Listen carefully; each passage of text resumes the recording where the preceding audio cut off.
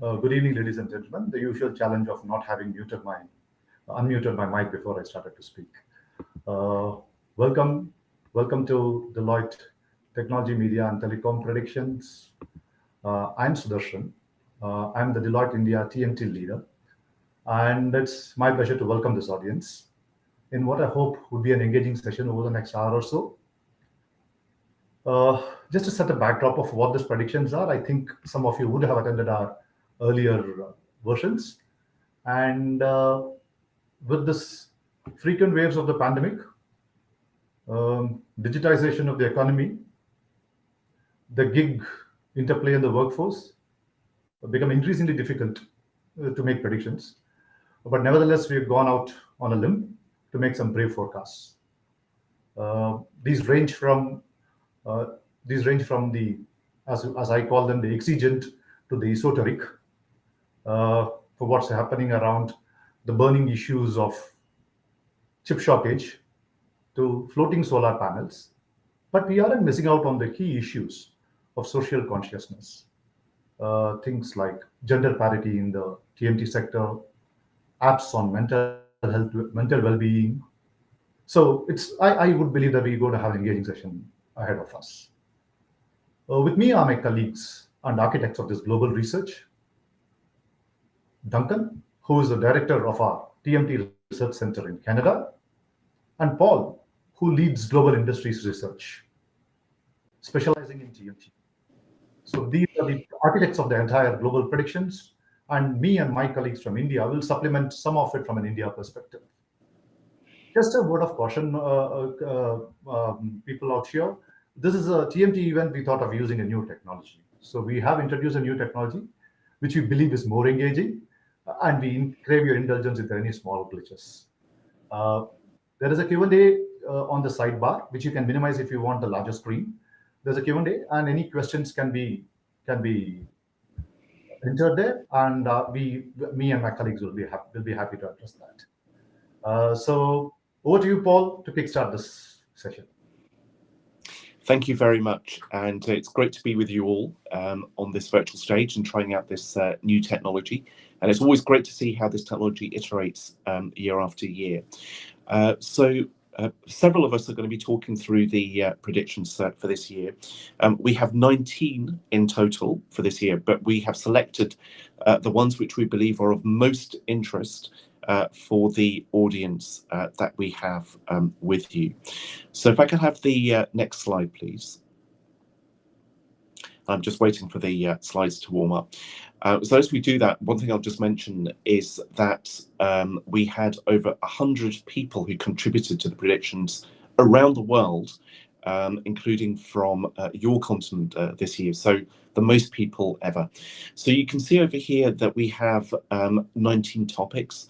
They're arranged by themes as opposed to by tech, media and telecoms, because the overspill between each of tech, media and telecoms is becoming so great now. It makes most sense to talk about these themes. And we've got something from all of these themes to talk to you about today. So screens, semis, connectivity, healthcare, new and next, and green and diverse. So over the next 20 minutes or so, I'll be talking to you about 5 of the predictions, and then after that Duncan will talk over the remaining 5 of them, and we'll have some India-specific commentary from our colleagues as well, to add some of the local flavour to these predictions, because they're always global and also local as well. So if I can have the next slide, please. So the first topic I want to talk about is video on demand. And in 2022, what we're seeing is a shift in the nature of the subscription video on demand market globally. So the shift that we're seeing is that we're moving from a period of growth with lots of subscribers to be added to the pot, to a period of consolidation, saturation in terms of the total number of subscribers. And also what we're seeing is that we're reaching a phase where churn is becoming quite element. So when we look at the US market, a couple of years ago, churn rates were already hitting 30%. And we see this feature of the market starting to hit through from now. So as you can see on the right hand side there, what we're showing there is some data that we generated from our digital consumer trends survey, which shows in light green the penetration rate of subscription video on demand in a range of countries. And there are quite a few there which are at 75% or so penetration. And then also the churn rates. And the churn rates go up to about 25% in some markets and a lot lower in others. But we expect that number to go up quite a bit over the course of this year as an inevitable result of the fact that we're reaching the ceiling in the total number of available subscribers. So the churn number that we're expecting for this year is about 150 million subscriptions which will get cancelled, which sounds quite onerous, particularly when you consider the cost of having to reclaim those subscribers to add to them. And in some markets, the cost of acquiring a subscriber is about $100. That sounds a bit alarming, but one other thing to bear in mind is, as well as churn, there is unchurn, which is a bit of an ugly word, which is people who dip in and out of their subscriptions. So that's one thing to consider. The next slide, please. So when we talk about what does this mean for the industry, one of the biggest implications that we see out there is a need to vary the subscription approach by country. So in the early days of SVOD, when a lot of SVOD was targeted at developed countries with similar levels of GDP per capita, you could more or less take the model that you developed in, let's say, North America and reprint it in different markets, and that would work. As you move to more and more markets and you add in more subscribers, you have to become a lot more flexible as to how you develop your subscriptions. So we look at Latin America, we look at Asia. There is a need to introduce or offer advertising within that model as well as subscription. So something for everyone. And that's something which we expect to happen over the course of this year and the years to come. If we look at the next slide, we talk about what companies should do. And what we believe is important is about pricing tiers and having the appropriate prices per market. The second recommendation is to partner with groups of with companies which already have large direct-to-consumer relationships. So these may be telcos, but there may even be price comparison sites. But you want to work with those players. And of course, the third point is around using data to help with the customization of those segments, of those tiers. Now, I'd just like to hand over to a colleague to talk a bit about the Indian context. Thank you. I just thought I'd add, a couple of minutes worth of the India perspective. And a lot of what you said, Paul, is starting to happen in India, such as multi-tiered pricing structures, AWOD existing with SWOD. But India, I think, is still in the early stage of what we call the streaming wars. We have over 40 OTT apps, and with more on the way, various cuts, general, regional, genre specific, growing by the day. And the investments in customer acquisition are going to be expensive, with increasing amounts of money going into content, tentpole content, as well as customer acquisition. We spent about $700 million on content last year, edging to $1 billion in the next couple of years on an annual basis. Regional continues to be very powerful. Hindi was obviously the largest sector, genre or language in India, but regional seems to be edging up. We crossed 50% in terms of regional content. And AWOD, I think, continues its dominance, at least in terms of revenue. India's up at approximately 102 million subscribers on SWOD, but AWOD will continue, and a very healthy AWOD system will continue. Unlike a lot of consumers in the West, we don't see Indian consumers cutting the cord in favor of OTT. I think linear and OTT will continue to coexist because linear continues to be, pay TV continues to be extremely cheap in India, and individual viewing happens on OTT while group viewing or family viewing happens on linear because we're still a 95% or so single television household country. So just some nuances of the Indian market right there. Thank you very much for that. Okay, if we go to the next slide, we'll go to the next topic, which is also looking at media, and we're looking at games consoles, which are 50 years old this year.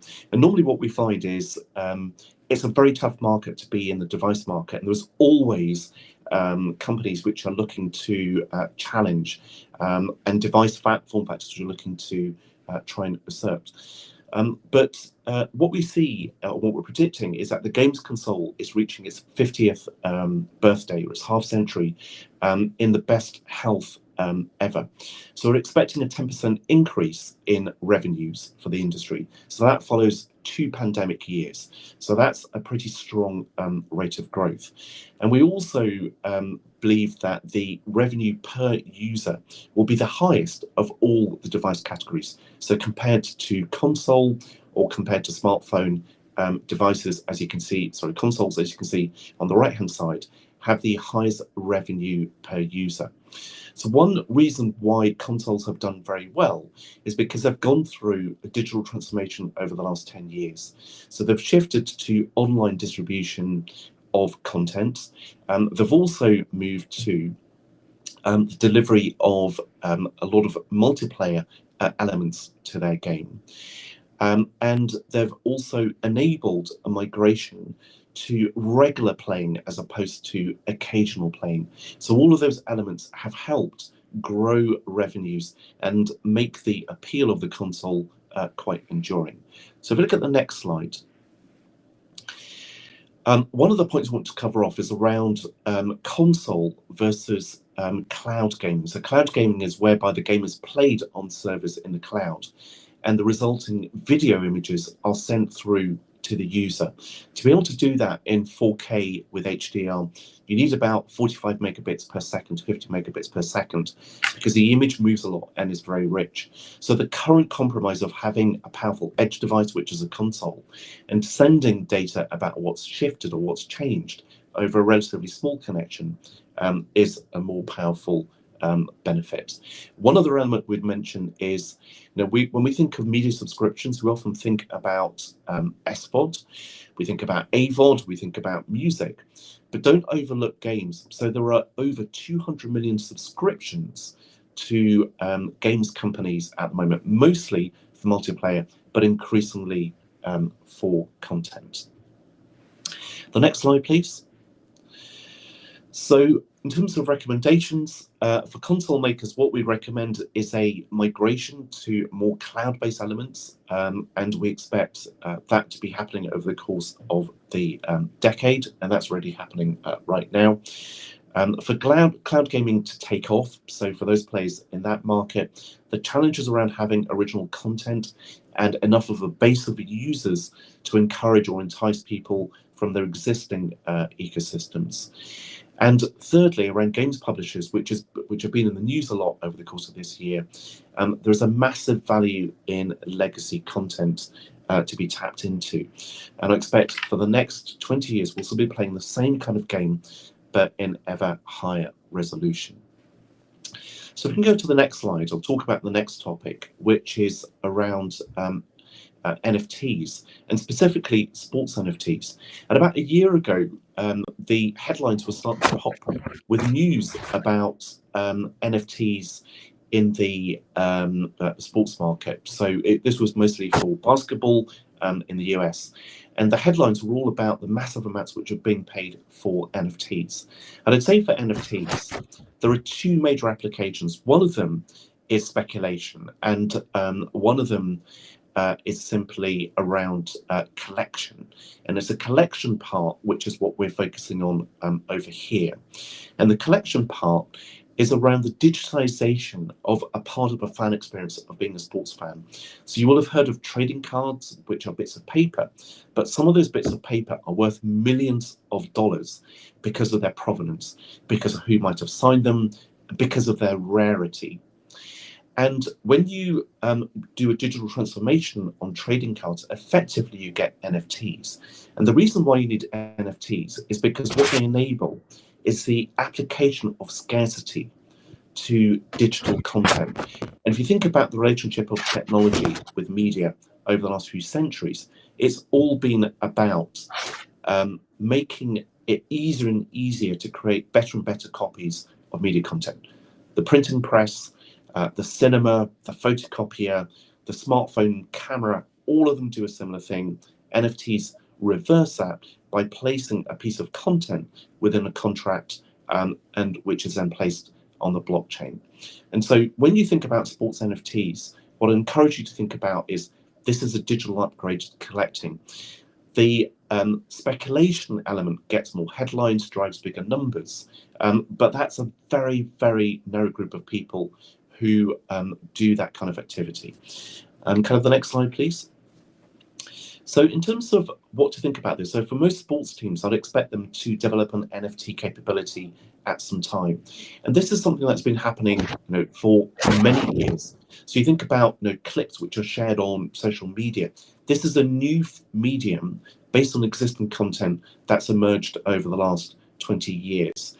And then there was a whole set of revenue also, which is, say, from video games, which you just talked about, which again is additional revenues. So we're still at the phase of experimentation. We're still at the phase where we need to make it as easy as possible for consumers to access this kind of content. But the bottom line is additional revenues in the short term and in the long term because of long-term commissions built into the smart contract in NFTs. The next slide. So what is it companies should do? If you're a sports entity, definitely look at that. We've had lots and lots of inbound inquiries around how to get into NFTs. Regulators also need to look at this because with any new technology, there's always scope for abuse. And then the last point is something which comes up a lot, is around the carbon footprint of NFTs. Because they're linked to the blockchain, there can be a massive carbon footprint in minting or adding the information to the blockchain. But that's not implicit. There are many blockchains which are emerging, which are designed to provide that blockchain capability, but without the carbon footprint of something like Bitcoin or even Ethereum. And if I could just hand over to my colleague who will talk about some of the implications for India on this for the next minute or so. Thank you. Thank you, Paul. And as you said, globally, NFT marketplace is growing at a very scorching pace, and some reports peg the market at more than 20 billion worth NFTs has been traded in the last financial year. Now, India, as you've noticed, is seeing initial action here, mostly led by sports, specifically cricket, and movies, specifically the Bollywood market. And we believe that the entertainment and sports NFTs will disrupt the industry in India. Specifically, this has a potential to bring in non-millennials who into the mainstream of digital, and there is also an opportunity for media, museums, collectors, arts, all of these people to get into this NFT phenomenon. We believe India will be a volume-based market, and that too will help because of Indians' penchant, and we'll see a lot of fractional NFTs driving this volume-based market. There is also an opportunity for digital artifacts and the physical artifacts to be monetized by the government on many of the artifacts that the government is owning. Now, from a future perspective, clarity on regulatory and other policy aspects is awaited, and that's very important for the market to realize its potential. And subject to this, there is a high possibility that this could be a $1 billion market potential in the near to midterm for the India NFT market. Thank you. Thank you very much for that. We're now going to shift gears a little bit and move to another major theme for the industry. So can I have the next slide, please? And this is looking at renewable energy, specifically solar. And the facet that we're looking at for solar is around floating solar, which is something which you may not have heard of, but which is important to bear in mind, because we will need to move to more and more renewable energy. And when we look at all the different sources of renewable, then solar is one of the most important of those elements. So there's a lot more capacity which has gone in over the last few years, and there's a lot more capacity that will be added. Now, in many markets, solar has been something which has been placed in areas where there is lots of land. But one of the approaches which has grown, particularly in Asia, is placing solar panels on water. So that's why it's called floating solar. And as the title writes out or depicts, this is about adding to renewable energy options. And every addition at the moment, I think, is going to be very important. And the reason why Asia Pacific is particularly strong at floating solar is because of the availability of places which are tranquil to put solar panels. So if I compare where you are to bits of Europe, we've been having, I think we've had 3 storms in the last week, and they're storms of significance such that they're given a name. So when the storm is given a name, you need to worry, but we've had 3 in the last week. So anything in the North Sea is not going to last for very long. But if you've got more tranquil places, then that can work very well.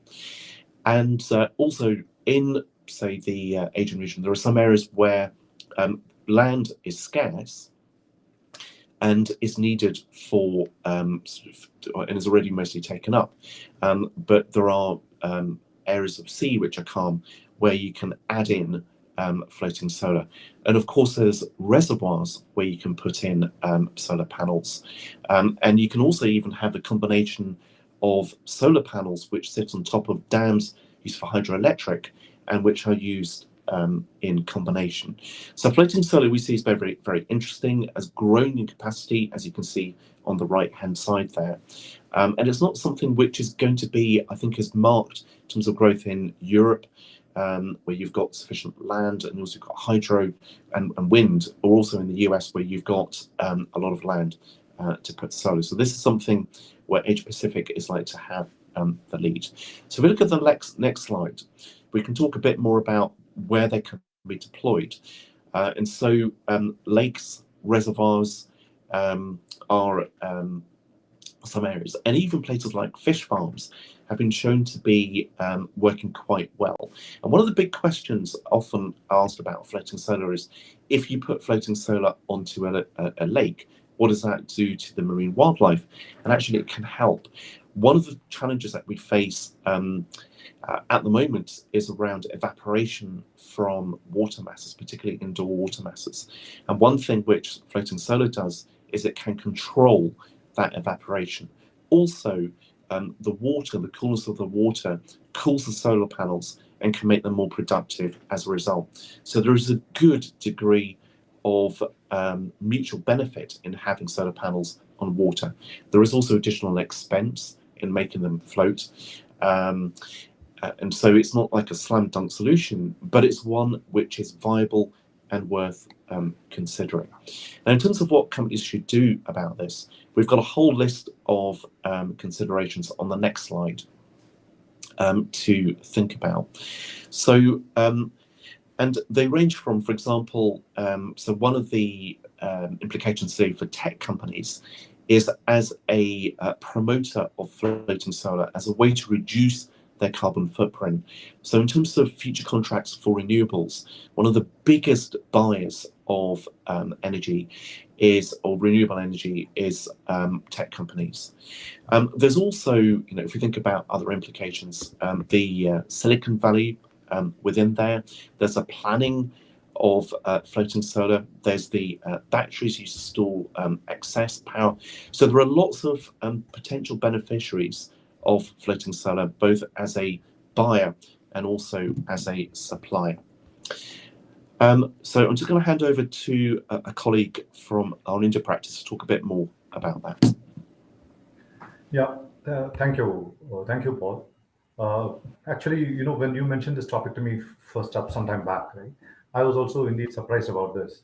And what actually surprised me more was we have 200 megawatts plus of installed capacity in floating solar in India as I speak now.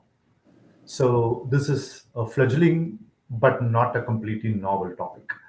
The idea being that you said that two things which are very relevant to us. One is in India, we have constraints in availability of land, significant constraints in availability of land, and a high difficulty of acquisition, resettlement.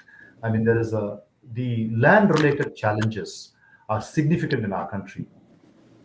The second is we have a large number of water bodies, including estuaries along the coastline and internal water bodies, reservoirs, ponds, lakes.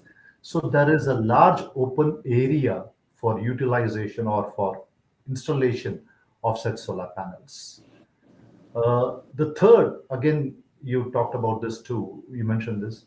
India still has a significant hydro capacity with large reservoirs. So evacuation of power generated becomes much easier if we have these floating panels on reservoirs.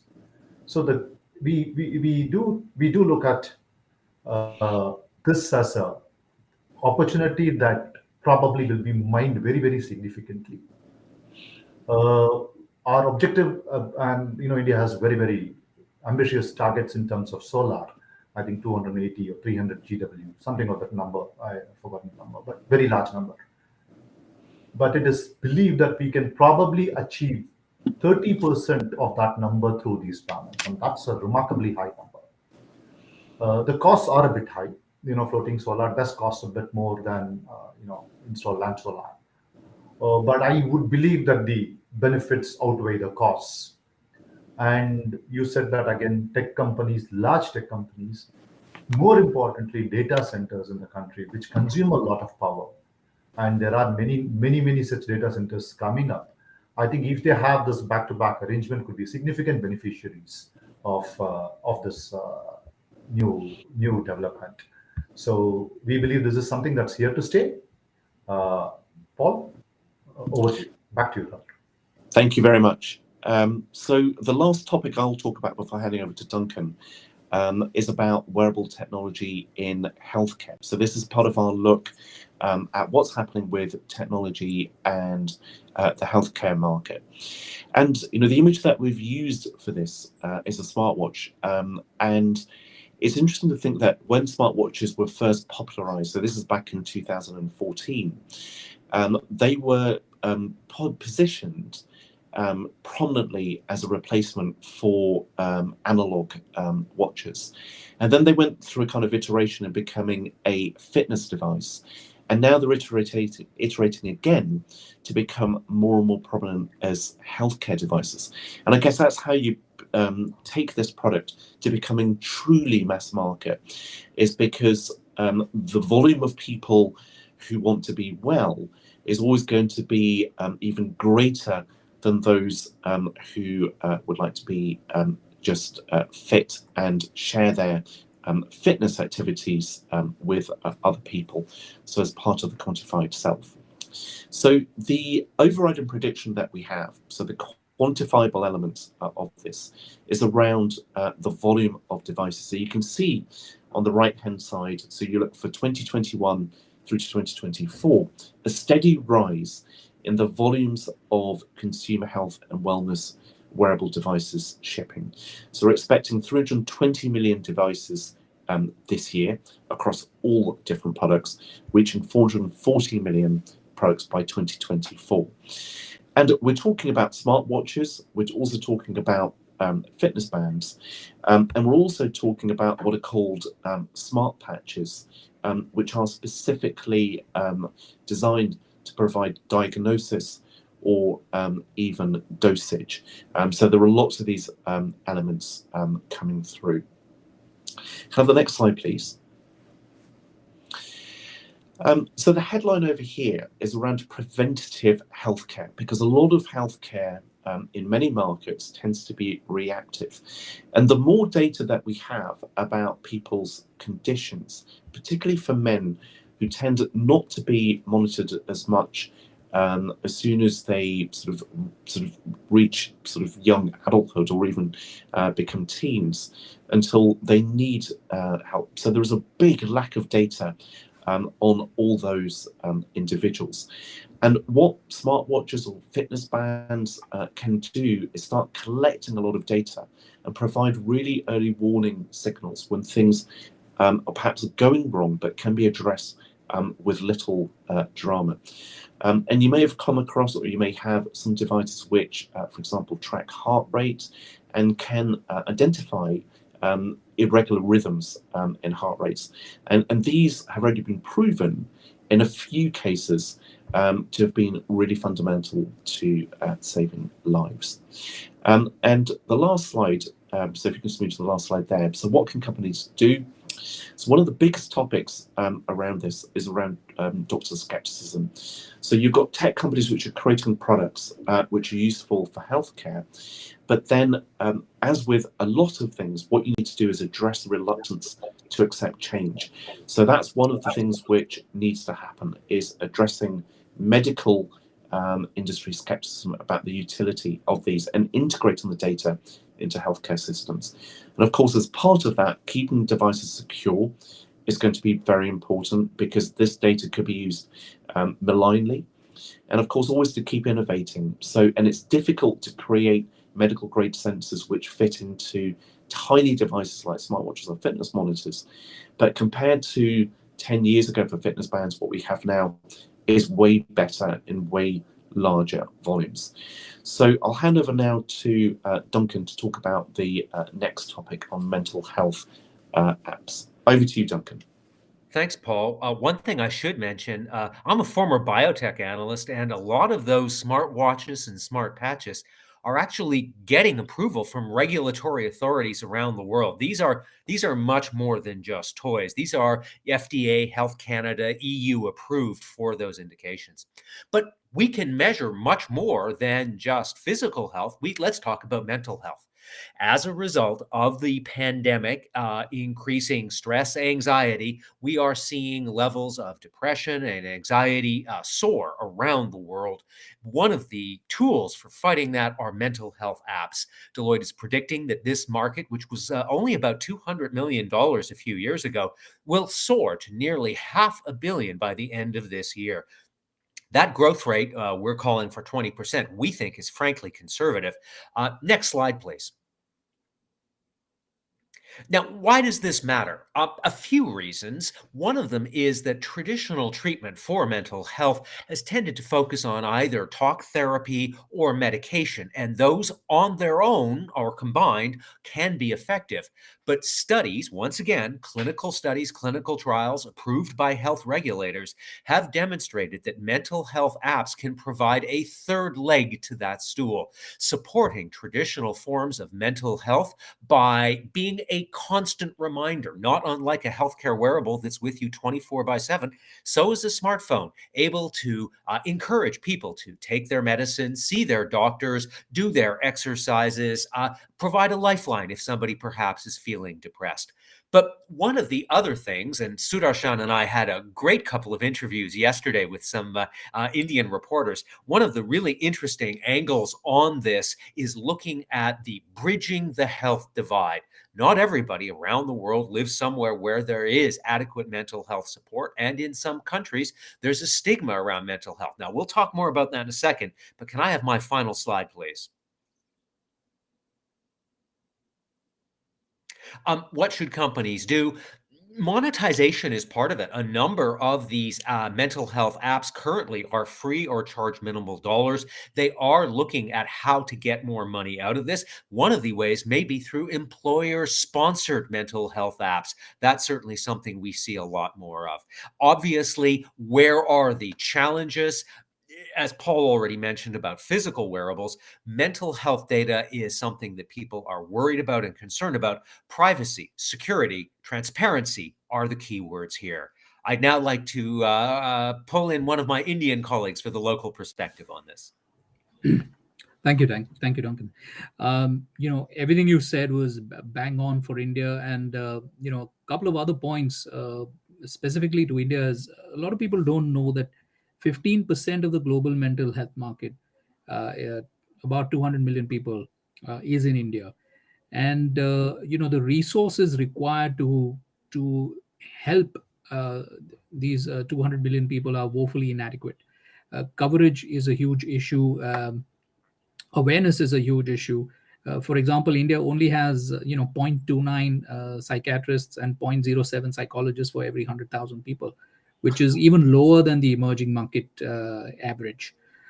So mental health apps here I see can really, like you said, bridge the gap, and not only given access, but in a country like India, there is still somewhat of a stigma around mental health. So people are still very reluctant in many cases to go out and seek help, even though they might know that they need help. And an app is a step in that direction, which they can do themselves. And especially Gen Z and millennial India, almost 35-36% of them have a fitness app on their phones today. And having a mental health app is a step in the same direction.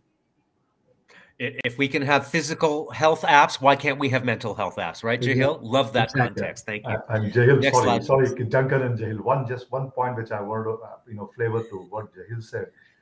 Jahil, you talked about the stigma, and the app is the step to remove it, and it's a great assistance, not just in that fashion. It's also a great assistance because the stigma is not as much about disclosing to the doctor or the psychiatrist.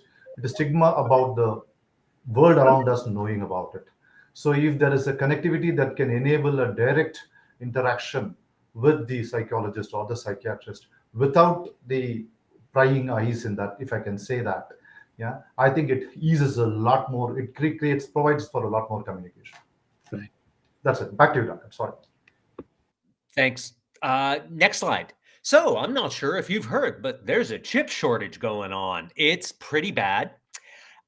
It's not going away. So our prediction is that this chip shortage will last through the end of 2022. That's bad. We even say, you can see right here, it may even reach into 2023. That's worse. In new and updated version of this, I am seeing some worrying signs that certain kinds of chips may not only be stretching into 2023, but in fact be sold out for the duration of 23 into 24. That will make this the deepest, longest, most severe chip shortage in history. We are well over $500 billion in impact, growing day by day, could end up being close to $1 trillion. We are hopeful it will be less severe, but I really want to wave my arms at everybody on the call here. Yes, it's the leading edge chips. Yes, it's the 300 millimeter wafers, 3 to 5 nanometer feature size, the stuff found in phones, computers, and data centers.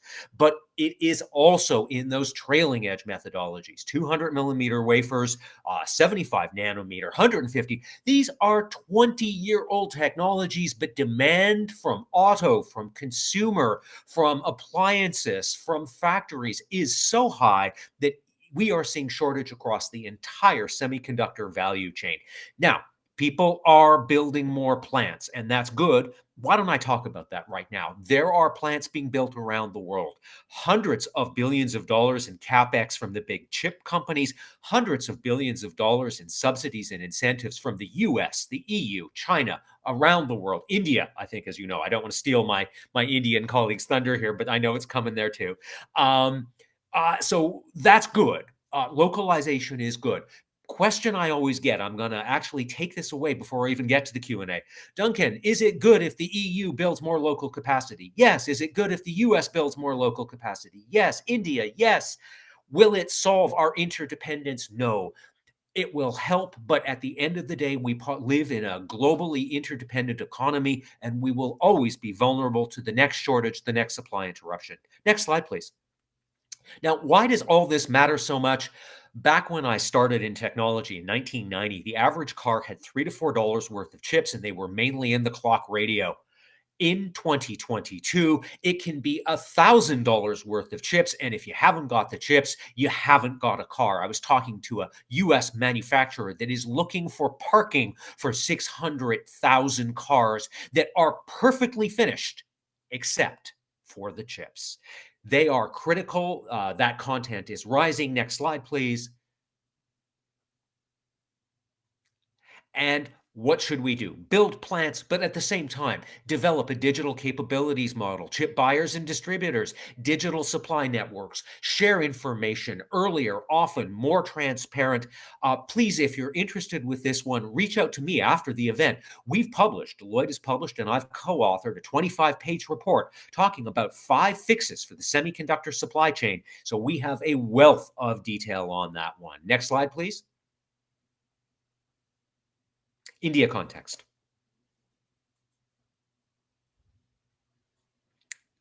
Sudarshan, you're still muted.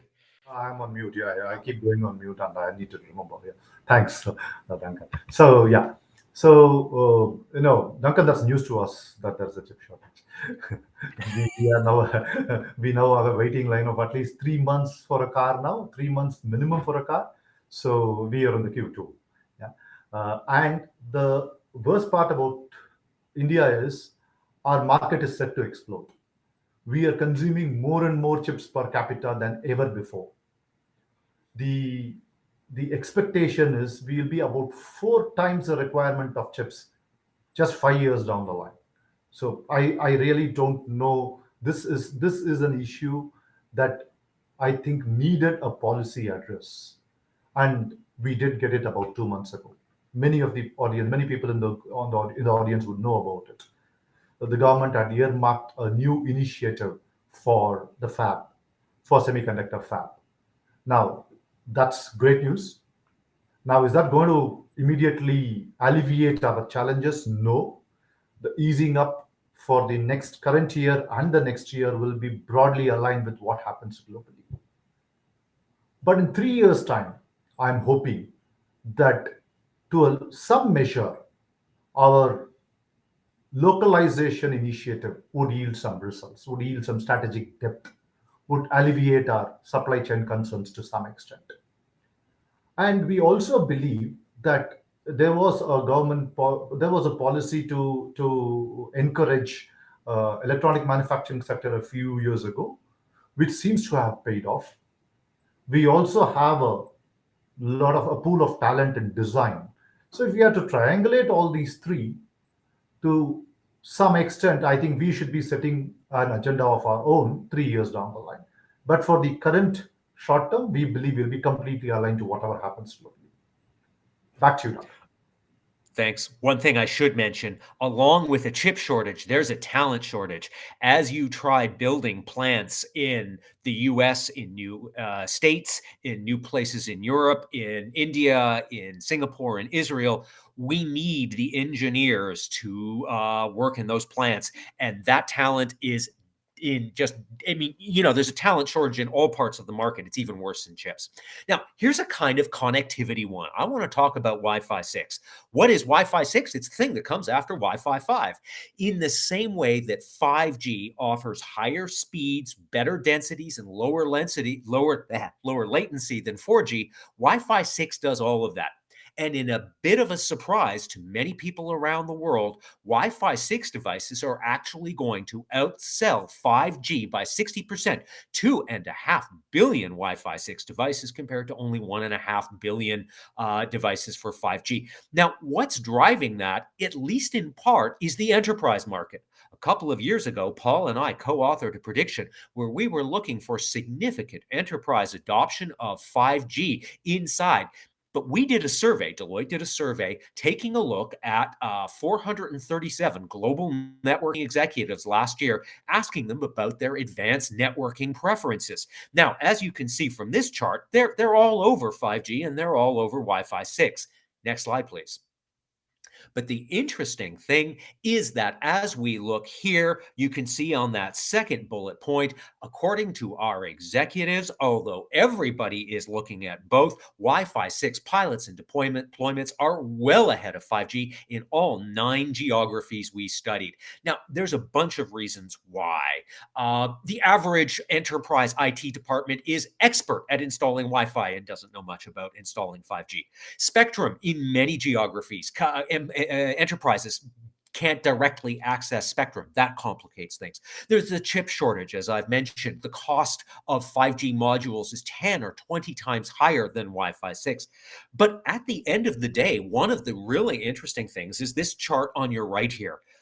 There are times and cases and places when 5G is better than Wi-Fi, and there are times and places and cases when it's the other way around. But when you talk to the average enterprise, most of their employees are indoors and on campus most of the time. Most of their machines inside factories are on campus and in fixed use cases. There are times and places where 5G is the better or the only solution, but for the vast majority of advanced wireless needs, Wi-Fi 6 may be either the right solution or good enough. Next slide, please. Now, what should companies do? Be clear about goals, determine your usage scenarios, but critically treat advanced networking as core to your innovation architecture. 3/4 of those we surveyed said that advanced wireless could create significant competitive advantage. I will go further. Companies that get the right mix of Wi-Fi 6 and 5G and migrate seamlessly and make them work well together, those will be the successful enterprises of the future. Those that fail will do less well. Next slide, please. Now, bit of a shift. Normally, when I talk about a prediction, you've heard this from Paul, you've heard it from me, every time we give you hard numbers. You can't really do that about regulation. I can tell you that historically, AI, machine learning, has been lightly regulated or self-regulated, and that is about to shift. Both in the EU, in the US, in China, in Canada, in Australia, in multiple geographies, regulators are looking at cracking down on the use of AI, ranging from relatively light obligations to, here's an example from the EU, high-risk technologies having severe conformity obligations with annual reporting and massive fines should you be caught violating. Next slide, please. What we're looking at here is all about bias. This is a great quote from Rebecca Kelly-Slaughter, FTC Commissioner. Mounting evidence reveals that AI can produce biased, discriminatory, and unfair outcomes, that's bad, in a variety of high-stakes economic spheres, including employment, credit, healthcare, and housing. This is a severe issue. Why? AI does not eliminate human bias, okay? AI does not reflect human bias. AI amplifies human bias. At the speed of light, millions of times per second, non-transparently, and in such a way that human beings cannot even see, detect, or monitor the bias as it is happening. That is why regulators are so cracking down on this industry, but with some concerns, with fears that too much regulation could stifle innovation. Next slide, please. Now, what should we do? Anticipate a regulatory patchwork. Regulators do need to strike that balance, but the shout out I really want to give here is for different industries. If you are in the public sector, if you are in financial services, lending, insurance, credit, real estate, any investment, all of that is squarely going to be in the regulatory crosshairs. But the one I want to give a big shout out to, the two actually, are HR. If you are recruiting, hiring, firing, bonusing, compensating, using AI, you are in the regulatory crosshairs. And Sudarshan, you remember that story I was telling you yesterday. I was talking to a CEO in France about this prediction, and he said, well, we don't need to worry about that. We don't use AI in HR. And his head of HR turned to him and said, yes, we do. We use it all over the place. So many companies, sometimes depending on the level, aren't even aware they are using it. So those sectors matter a lot. The other one, and this matters for India. A lot of Indian companies, of course, have their own AI. That matters. But the other thing is a lot of Indian companies, smaller and medium companies, probably rely on the big hyperscalers to provide AI as a service. Where does the regulatory compliance obligation lie? That's an unknown and complicated question. Next slide, please.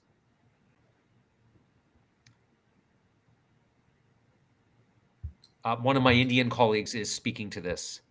Yeah. So sorry. As I thought I was on mute. I wasn't for once. Yeah, and that delayed me this time. I think AI in India so far has been largely contact center oriented. It's more B2B, and therefore it's not come under the ire of the regulators as yet, at least visibly so. We are still putting together the final touches of the data privacy. So I guess this would come into the focus, into the spotlight very shortly. And you highlighted some valid points, Duncan. The interconnectivity of the technology companies in India with their global parents, with their global service providers, could have significant implications on how it evolves. So as of now, I think it would be more a wait and watch to see how it is evolving. But probably we may see some B2C starts, particularly in the edtech space, is something that we foresee where AI actually has a very, can I say, very salutary role to play, provided it's used in the right fashion, in enabling the student to be given the right kind of guidance as he or she progresses on their studies. But yes, as long as it's B2B, it is a little safer. The moment you step into B2C roles, you need to be far more on your guard. And I guess all the Indian companies are very, very, very conscious of what they are doing. Back to you. Thank you, Sudarshan. And by the way, I am now going to use salutary at least 5 times a day for the rest of the week. So thank you. Awesome word. I haven't heard that in a while. Okay, next slide, please. Women in tech. Oh gosh, I have been writing about this for years, and I have some good news and some bad news. So let's start off with the good news. The good news is that although by and large the pandemic was harmful for women's participation in the workforce around the world, in technology, as a result of a deliberate commitment to hiring more women, we have seen some encouraging signs. Now, before I get ahead of myself, I am going to say if parity is the goal, 50% men, 50% women, we've still got a ways to go. But on the path to parity, we are seeing some growth. Between 2019 and 2022, the 20 largest technology companies in the world saw a 2 percentage point gain in the percentage of women in their overall workforce. You can see that there to just under 33%. In even more encouraging news, the proportion of women in technical roles rose by 2.5 points, 2.6 in fact. That's even more encouraging. Now, they were further behind, so it's off of a lower base. But my favorite stat on this slide is the growth in women in leadership roles. Technology companies have seen a greater than 4 percentage point gain in that's more than a point a year. That's moving the needle in a pretty big way. We are seeing more and more female leaders and outpaced the percentage of technical workers. Now, that's enough good news for now. Next slide, please. We did a survey, Deloitte did a survey called Women at Work, and this is a slice of just the thousands who work in the TMT industry. And I really want to draw your attention to the green bars on the right. Prior to the pandemic, 70% of women in TMT that we surveyed said that they were good or extremely good with their work-life balance. That fell by more than half to 32%. Meanwhile, mental well-being once again fell by more than half, from 67 to 31%. Now, you kind of got to think that that level of unhappiness with work-life balance and mental well-being would be reflected in their attitudes. Oh, yes. 38% of women feel their organization's commitment to supporting them only 38% feel sufficient. Only 30% say that they increase their access to flexible work. As a result, more than half feel less optimistic, and a staggering 57% expect to leave their employer for a new role within 2 years. Next slide, please. What can companies do about it? Some of this is, I think, relatively obvious. Broader talent pool, recruit from overlooked worker segments. My focus here, retention, Hiring women is the start of the journey. It is not the end of it. If you can't keep your female employees, you're not going to be able to grow those numbers. The other thing is that gender bias is the top obstacle preventing tech women from moving into leadership positions. Tackling bias and culture is absolutely key. One of my Deloitte colleagues is going to fill us in on the local Indian examples, where I think there's also a mix of good and bad news. Thank you, Duncan. And I must say, I'm so glad to see this trend making its place in the TMT predictions, because this really ensures that technology will remain human. Women in technology is a very, very important and crucial trend, even for India. And I would say from two perspectives. One, very similar to global trends, right? Women at Work survey, the India cut also showed deep, downslide in productivity and motivation of women during COVID. So we need to preserve and secure that women in the jobs. The second is the opportunity. India as a country, we have the largest young population of digital natives, and less than 10% of that today works in technology. So there's a huge potential to be untapped and unlocked over here. So how do we go about it, and what are potential things that we are seeing? One, we are seeing companies are coming forward, and leaders are actually fostering an environment of flexibility. They're embracing it, they're implementing it in spirit, and above all, they're respecting it. There is a recognition that caregiving responsibilities at home are lopsided towards women, and they are extending that extra hand, giving them that flexibility so that they can come forward and make a career here. What is needs to be seen ahead is domestic companies also embracing and replicating these practices from global enterprises.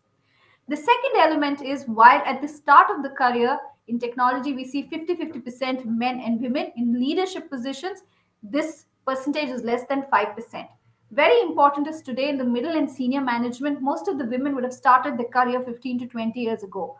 How do you reskill them? How do you have some targeted programs on technology reskilling for women so that they are embraced to reshape their career? The other 2 points is, give women a network, to network and connect with each other. Celebrate the role models so that the young women out there can see the success and can have the aspiration to, reach the pinnacle too.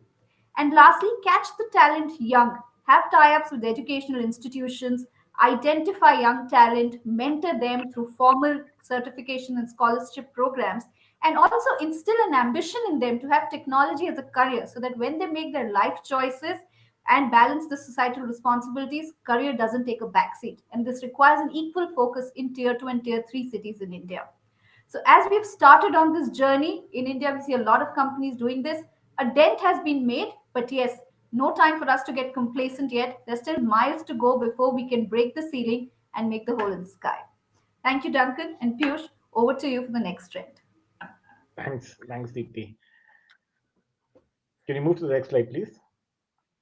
All right, the Indian telecom sector saw some major policy changes in 2021, which obviously promises to reset the growth trajectory and improve the health for the industry. With a huge demand for internet services, Deloitte estimates that India will have 1 billion smartphone users by the year 2026, from the current base of roughly around 750 million. And that makes it a CAGR of roughly around 6% for the rural segment and probably 2.5% for the urban areas. The important thing to note is that India will purchase in fact, the Indian consumers will purchase 1.7 billion units of smartphones over the next 5 years, contributing to the industry at a total value of $250 billion. Now, that makes this industry probably one of the largest in the world, and India will be the second largest smartphone market going forward. Why is it happening? Why is it happening now and it's not been happening in the past? I think two, three things. Fundamental point is that India, the rural market, which probably did not have a broadband penetration, thanks to the various government initiatives like the BharatNet program, where we're actually rolling out fiber across the 2.5 lakh villages, that will actually help us bring broadband into the country. The second piece is that a lot of e-health programs, fintech programs, health programs, e-learning, etc., is also increasing the adoption of the mobile telephony in the rural market. So I think that largely we'll see a lot of push coming in from the rural market, but India will definitely be probably the second largest market in the world.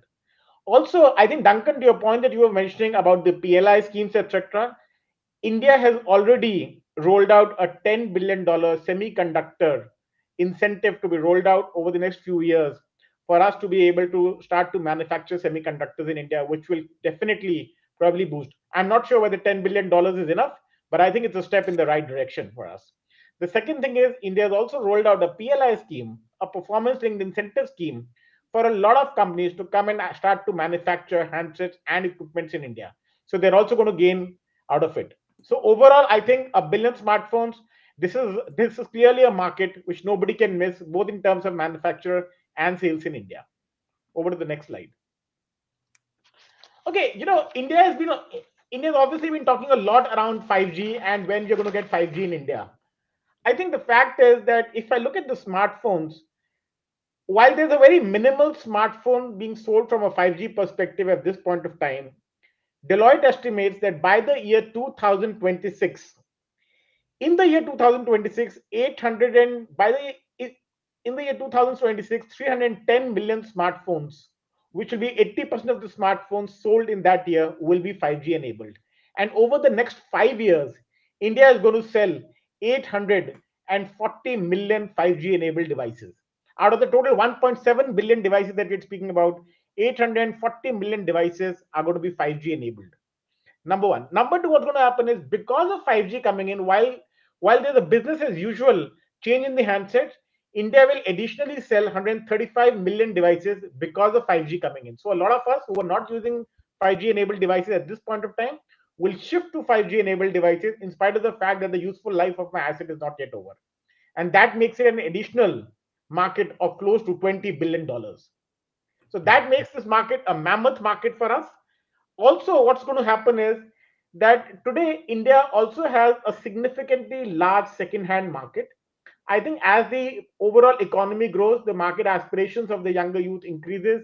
We will see 95% of the mobiles when will get replaced will be new smartphones in the urban area, and roughly around 80% of the devices in the rural area by 2026 will be replaced by newer devices, as compared to the number which is roughly around 75% and 60% respectively. So I think clearly a billion handset market by 2000, a billion users by 2026, and we're going to sell 1.7 billion devices, smartphone devices, over the next 5 years. A great opportunity for, I think, for all the manufacturers in India. If we can go to the next slide.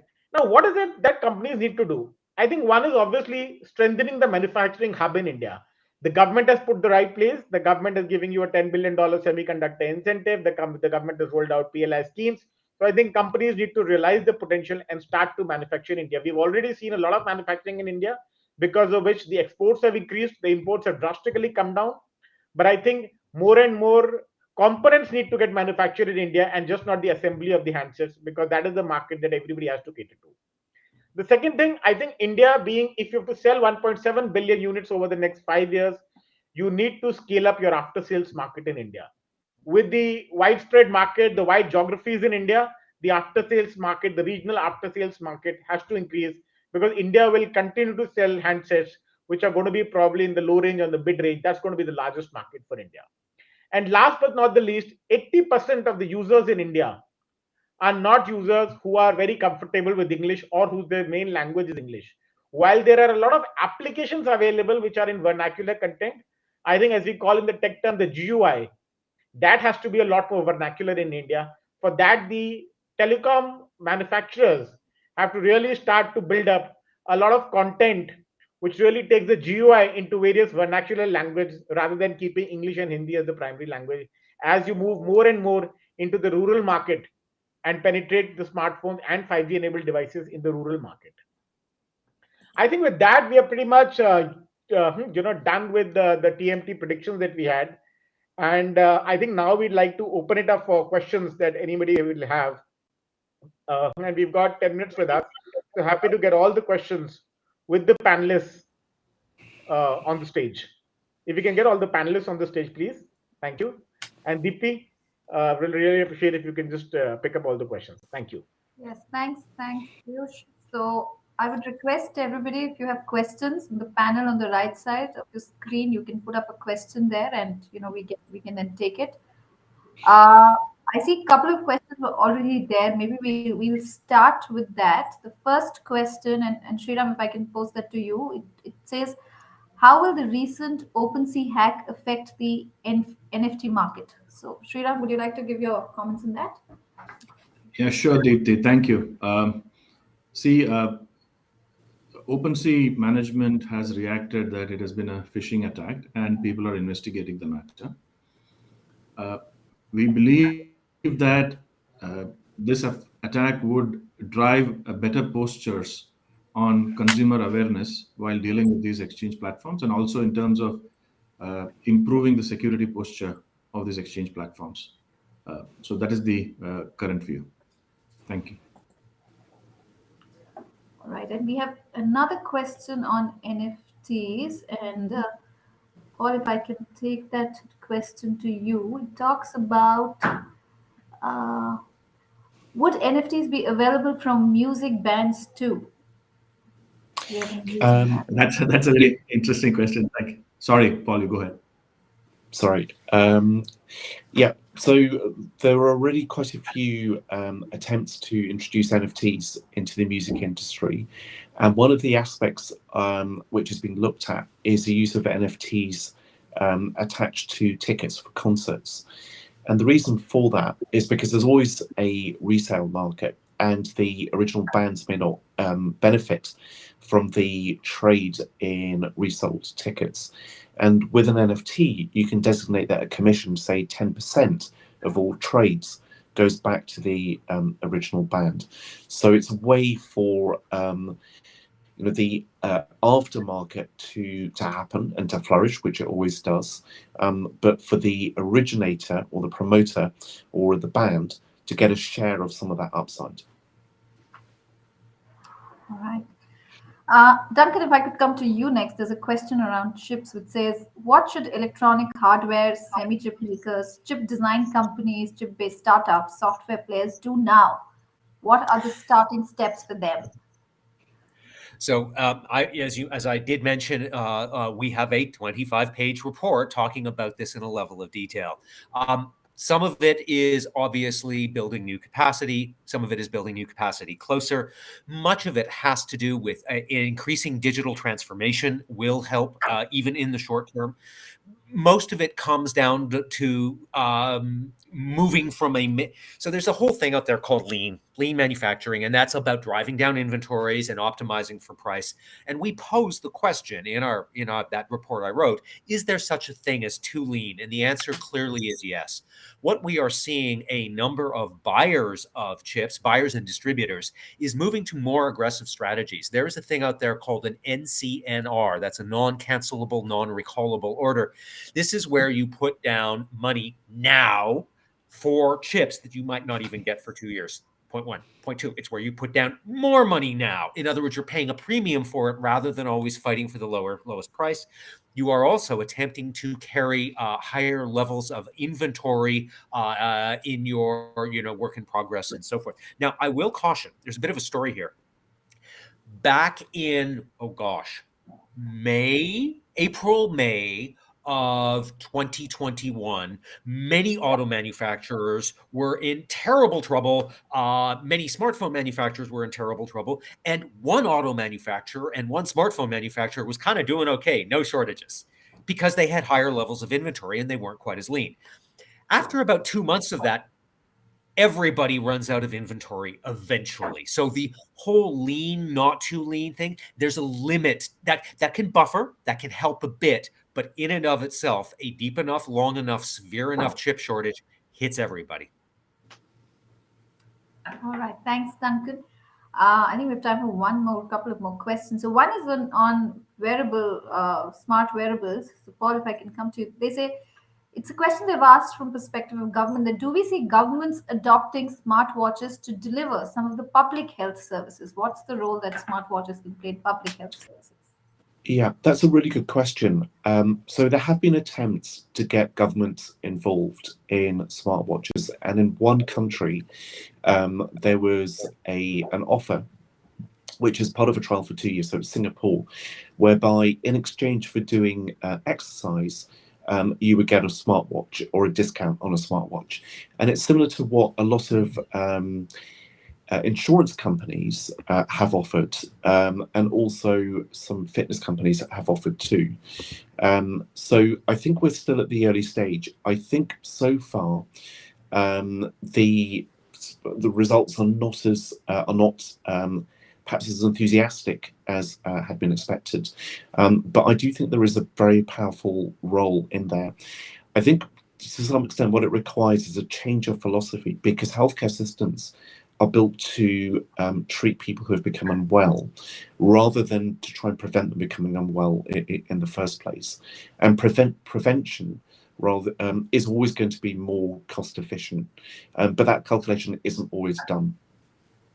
One thing I would add is that the smart patches are always reimbursable by insurance companies, and always in countries like Canada, or I guess the UK with the NHS, smart patches are always provided by the government. So the watch market is a little different, but smart patches are always, at this point, fully paid for by governments or insurers. One last question. Dipti, just me, if I may add an India flavor, I know that. Sure. Just a quick one. And smart patches is what I was coming to. I thought we would probably enter into an era of what I call assisted healthcare. So we would not necessarily have the medical fraternity involved, but probably somebody who are trained, something like the paramedical that we use otherwise, trained to provide certain amount of preventive and probably a first level of diagnostic or treatment healthcare through these patches, because that's the way we can cover the larger market. There's a very large underserved population in this country, and technology is perhaps the means rather than create more and more doctors. Technology is the means to minimize the load on the healthcare system. So that's probably what we will see, but this is purely a conjecture. I don't have any insights on what the government is thinking. Okay, I'll take one last question, and quite interesting, and maybe Sudarshan, if you could take that. Do you think pandemic has impacted the TMT industry in a positive way, and has it been a catalyst in accelerating phenomenal growth? So I think I'll ask Duncan to lead it first. He's seen it from there. I'll talk from a supply perspective, because we are providers of technology, but the consumption is global. Yeah. It's a hard question to answer, because you don't want to look like, because so many people were sick and affected and so forth. So there's been terrible cost to the pandemic. However, the question is unquestionably that the entire tech sector, the telecom sector, has been positively affected by. We have seen literally years or decades of progress in a relatively short period of time. Now it's more mixed, obviously, for media. Things like cinema and so forth, live events, obviously very strong negative impact. But certainly, I'd argue for tech and telecom, by and large, a positive impact. Sudarshan? Yes, Duncan. I know it is a misfortune too, but there are certain things that we redeem ourselves with, and one is the accelerated digitization. I think that's very, very important, because this digitization was happening. It was not as if pandemic kick-started something new. This was happening, but in a very muted manner, in a very staggered fashion. But right now, this accelerated the process of digitization.